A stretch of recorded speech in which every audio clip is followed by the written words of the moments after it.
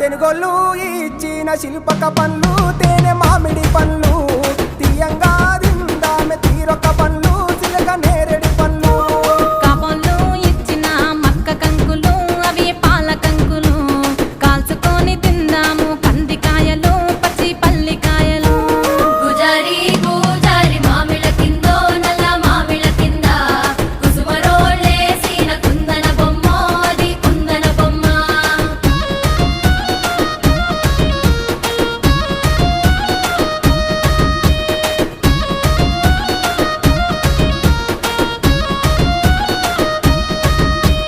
బెస్తోలు పెట్టిన పచ్చి చేపలు అవి వట్టి చేపలు